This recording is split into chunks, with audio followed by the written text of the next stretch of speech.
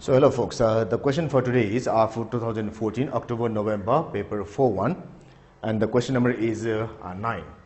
So it says that one likely means by which nuclear fusion may be achieved on a practical scale is the DT reaction. DT reaction means a deuterium-tritium reaction. The first one is the definition, so I'll leave it to you.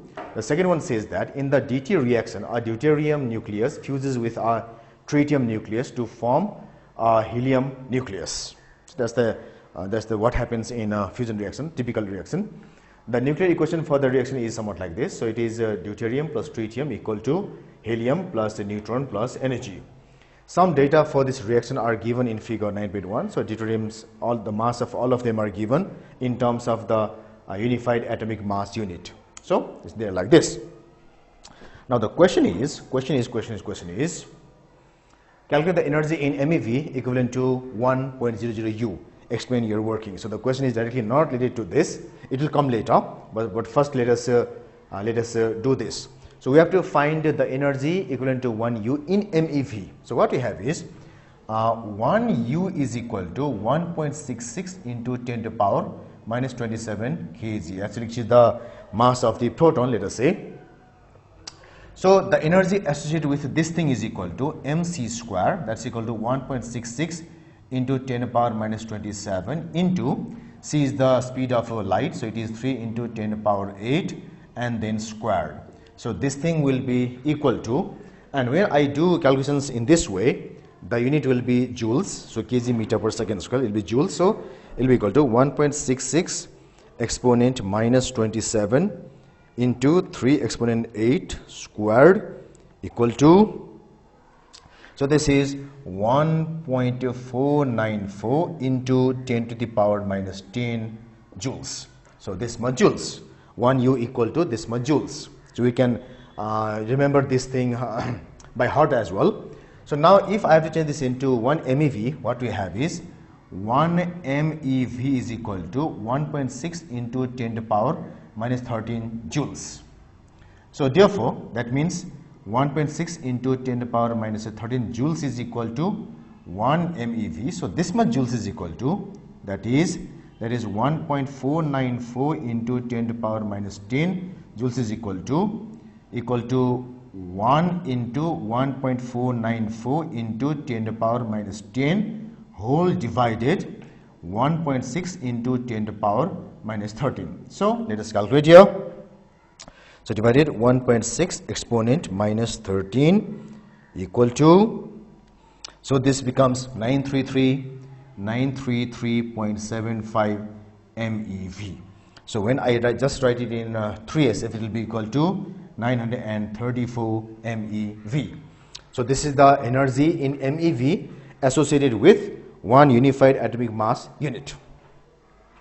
So now in the next calculation we have use data from figure 9.1 and your answer in 1. So figure 9.1 means this table here, and answer means this, to determine the energy released in the DT reaction.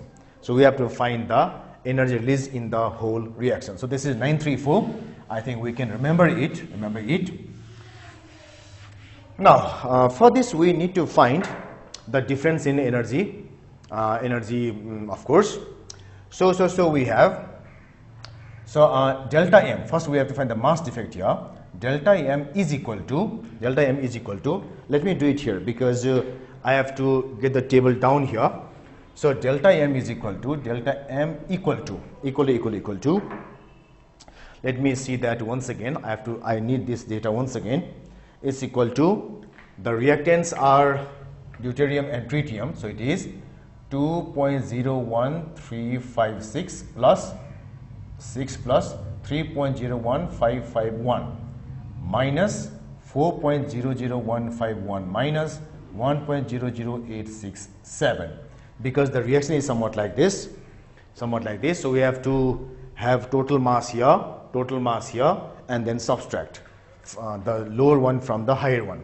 So this gives us, this value will be giving us 2.01356 plus 3.01551 minus 4.00151 minus 1.00867.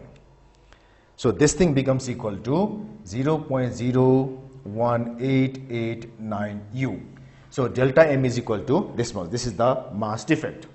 Now this much amount of mass will be released in the form of energy. So that's why the energy released is equal to, energy released should be equal to this delta M expressed in terms of, expressed in MeV. So that's equal to 0.01889 into 934. So this will be equal to into 934 will be equal to, so it is 17 point, so it should be equal to 17.664 MeV. When I write it in 3s, it will be equal to 17.66 then MeV. So this is the answer. Now the next question is, suggest why for the deuterium reaction to take place, the temperature of the deuterium and the tritium must be high. So it is some theoretical aspect of the question. It says that why should the temperature be high if the reaction is to take place. Now if I go through the structure of deuterium and tritium, let us see here. Their structure is, it has got, in case of deuterium, I have got H12. In tritium, I have got H13. So the main feature is proton there. Main feature is proton. They don't have electron. So only proton and neutrons. So if I have to bring those two atoms together, proton and proton, they will exert repulsive force. So whatever I do apply from outside has to overcome that repulsive force and make them combine, make them fuse. So that requires tremendous energy. So that's why now the energy that we are giving is in terms of heat. So that's why the temperature should be very high, the heat given should be very high, which gives it enough energy, and that energy makes them fuse in spite of the repulsive force. The repulsive force is there, but it has to be forced.